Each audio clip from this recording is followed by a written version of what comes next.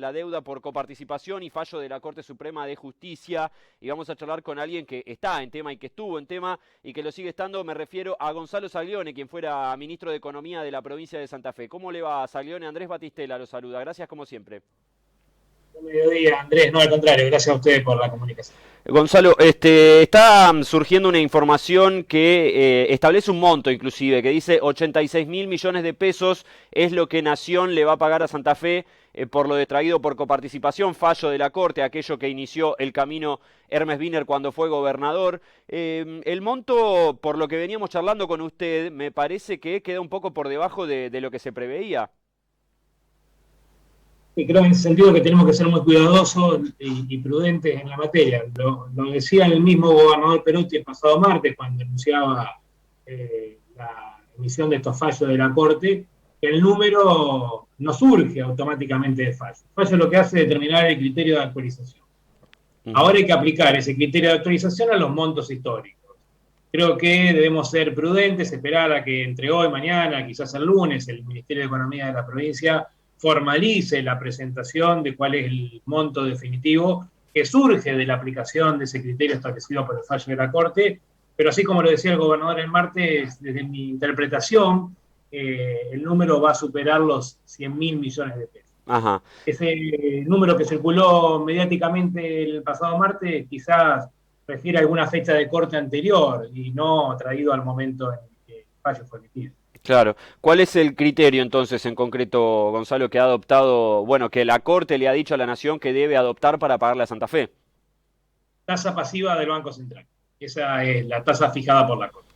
Que es la Ajá. misma que se aplicó para el fallo de San Luis. Recordemos que solo dos provincias habíamos conseguido fallos favorables sobre estos temas de fondo, San Luis y Santa Fe. San Luis acordó en diciembre del año pasado un mecanismo de pago, lo homologó la Corte y en el primer trimestre del 2021 recibió el pago a través de títulos públicos nacionales. Y la otra provincia, bueno, Santa Fe, la Corte ahora define exactamente la misma tasa de actualización que se aplicó para el caso de San Luis. Por eso, Claro. nosotros ya veníamos trabajando con estimaciones sobre esa tasa que creíamos que era la que la Corte iba a resolver finalmente y nuestra estimación supera los 100.000 millones de pesos. Ujú. ¿San Luis ya empezó a cobrar con este criterio? Ya cobró el 100% Ah, ya de cobró esa todo. deuda, 26.000 millones de pesos, números redondos, cobrados en el primer trimestre del 2021, a través de una modalidad concreta que es la entrega de títulos públicos nacionales. 4 títulos distintos le entregó el gobierno nacional a la provincia de San Luis para esa deuda, que suman 26.000 millones de pesos. Los más cortos vencen ahora en 2022, los más largos en el tiempo van a vencer allá por el 2028. Le entregó un mix de esos títulos que están nominados en pesos y actualizan por el coeficiente de estabilización de referencia. Esto significa que a medida que pasa el tiempo, el monto de la deuda nacional va acompañando el proceso inflacionario. Este es un dato importante, porque la tasa pasiva del Banco Central que se fijó para traer la deuda vieja a hoy no acompaña la inflación, está muy por debajo de la inflación, con lo cual el paso del tiempo nos hacía perder dinero. Bueno, los títulos públicos que Nación entregó a San Luis para pagar la deuda ya no pierden contra la inflación, sino que la van a acompañar. Claro, entonces Santa Fe debería ir en el mismo sentido. Esto para volver a explicar un poco, por ahí algunos, los que no sabemos de economía nos perdemos entre ser, bonos, qué sé yo. Santa Fe va a cobrar lo que le pertenece, en definitiva. Sí, lo que la Corte fijó, digo, uno después puede discutir si le gusta o no le gusta la tasa que fijó la Corte, pero es la que fijó, es la misma que fijó para San Luis, y creo que ahora tenemos que tener una agenda hacia adelante de buscar un rápido acuerdo entre los funcionarios provinciales y nacionales para que ese pago se efectivice. Es presumible que ese acuerdo incluya el pago con títulos. Esos títulos, en un 13, algo por ciento, van a tener que ser distribuidos a los municipios y comunas, que también son beneficiarios indirectos de estos fallos en definitiva, porque por ley de coparticipación de la provincia, un porcentaje corresponde que llegue a cada uno de los municipios y comunas de acuerdo a los coeficientes de coparticipación que Ujú. cada uno de ellos tiene, y obviamente al Tesoro provincial le quedará algo más del 86% de esos fondos, Ujú. que tal como dice la ley del 2015, deben ser usados íntegramente para llevar adelante obras o compra de equipamiento, lo que se conoce técnicamente como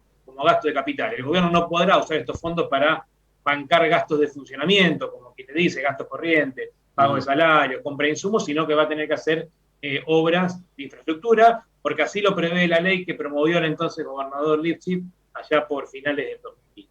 Claro, eso es una muy buena noticia. Varias veces en conversación con usted, Saglione, yo he dicho que este era el cuento de la buena pipa. Bueno, ¿se termina con esto?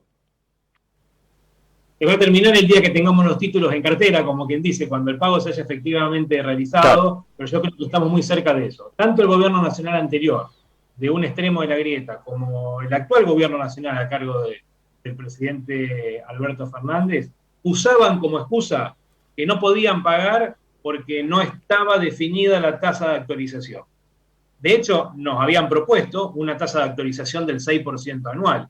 Es lo que está presentado por Nación en la propia Corte Suprema. Imagínense, con un país con una tasa de inflación del 50% anual, aceptar una actualización al 6% hubiese significado una muy fuerte licuación de esa deuda. Es decir, los santafesinos hubiésemos perdido mucho. Bueno, este fallo lo que hace es despejar esa excusa, con lo cual lo único que queda ahora es instrumentar el pago. Y de hecho, tengamos presente que el propio fallo del 2015, el fallo de origen, establecía que una vez definido el monto, que es lo que surge del fallo de este martes, hay un plazo máximo de 120 días para acordar cómo se va a pagar. Con lo cual, claramente quiero en esta oportunidad ser optimista y pensar que en el transcurso de los primeros meses del 2022, esos fondos que empezó a luchar el MESDIN en el 2009, finalmente van a estar en manos de los gobiernos provinciales, del gobierno provincial y de los gobiernos municipales en la provincia de San Juan. Claro, me parece muy interesante, Saglione, esto que dice de que por ley debe ir a obra, porque sabemos lo que genera la obra pública en cuanto a motor de la economía y a movimiento para la provincia de Santa Fe.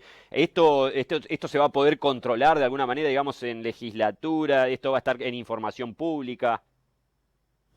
Desde ya, a ver, creo que hay un concepto detrás de eso que me tocó acompañar a Miguel Lichi en la defensa de ese proyecto de ley que finalmente fue sancionado, que tiene que ver con que una única vez en la vida los santafesinos vamos a tener estos recursos que nos llegan de carácter absolutamente extraordinario. No se ganan juicios de esta magnitud todos los días.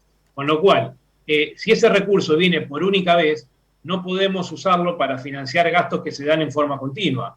Tenemos que ejecutar obras que también se ejecutan por una sola vez en la vida, ¿no? Grandes acueductos, obras viales, etc.